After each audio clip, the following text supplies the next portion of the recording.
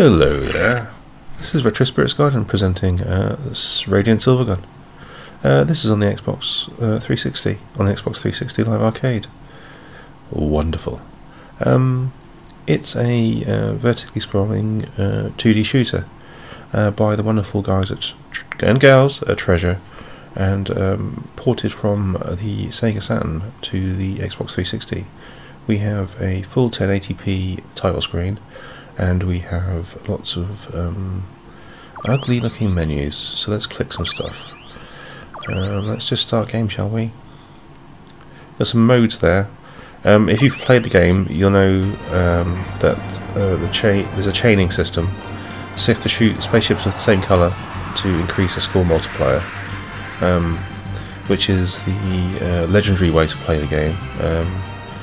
You will feel like a massive, just a big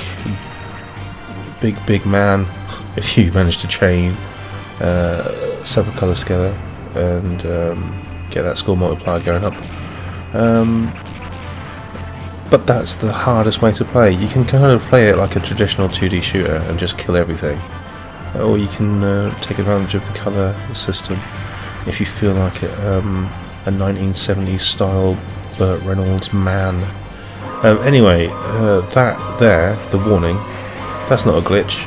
That's what they expected you to look at before every single boss, which does look like it's glitching. It's not. It's an aesthetic choice. As you can see here, it kind of is twisted and turning all over the place. You've got a mix of high-res 2D. I say high-res for Sega Saturn, 2D and 3D models, and plenty of stuff flying around. I have to say, this doesn't look really any different visually to the Saturn version. This is what you get on the Saturn, so that's pretty impressive, really. Non-glitchy 3D in a super res. Treasure really were programmery wonderkins. You've got secret things in the environment, so if you pick a particular weapon, like this one with the arrows flying around, it can lock on to secret dogs. There's secret dogs in the environment. They give you, I don't know if it's random scores, but they give you quite a lot of points, which is nice.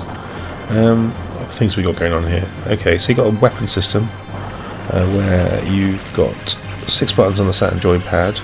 You've got a weapon assigned to each button, and you've got a shoulder button which gives you the radiant sword, which deflects a certain colour of bullets or absorbs them, and fills up a bar which gives you a big sort of smart bomby sword thing, which is cool. On the Xbox pad, the button layout seems to be a bit weird, and it's difficult to, if you've played the Saturn version for any length of time, to transfer over to the Xbox pad, because the buttons don't seem that logical. That is a minor gripe, because I'm sure you'll get used to it after time. There are plenty of bosses in the levels. It is more kind of boss rushy than a sort of normal 2D shooter. You get bonus points for taking down a boss in parts, so if you manage to 100% destroy all the bits of a boss, you get a bigger bonus. And this boss in particular is fairly easy to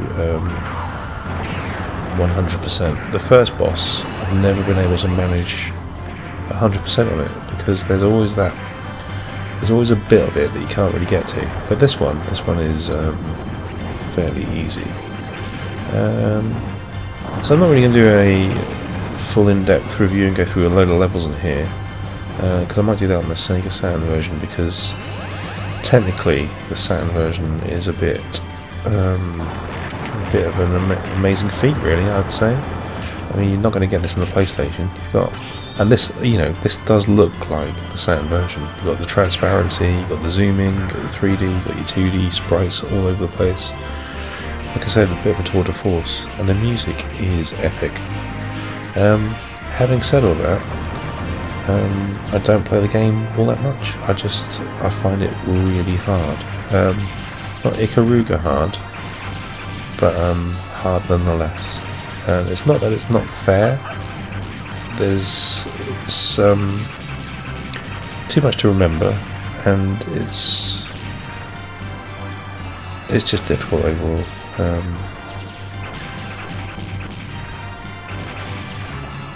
Did I talk about the colour system? Did I talk about the colour system? I might have talked about the colour system. There's a training system for colours. I might have talked about that, I might not have. But anyway, I'll go into that on the Saturn review. So yeah, so that's Radiant Silvergun. It's pretty decent. And this version on Xbox Live is, it's like $5 or something. Although I got mine free. The Saturn version is that warning thing again. The Saturn version is still around 130 quid. So if you want to experience the game, and you want it to be the Saturn version, I would say this is a pretty good product actually. This is really representative of what the Saturn version looks like. I'm shooting the spaceship from R-Type here. He's unloading massive bullets in my direction. That music is epic. Yeah, there we go. So wait for the more in-depth Saturn review, where I'll show you a few more bosses and levels, and hopefully play a bit better than this, because I literally cannot work out what buttons give me the appropriate weapon for this situation. And also, there's a bit of a like an experience thing. Your weapons power up depending on how many times you shoot enemies with the same weapon. So that's cool. Anyway, I'll go into that later. Ta-ra!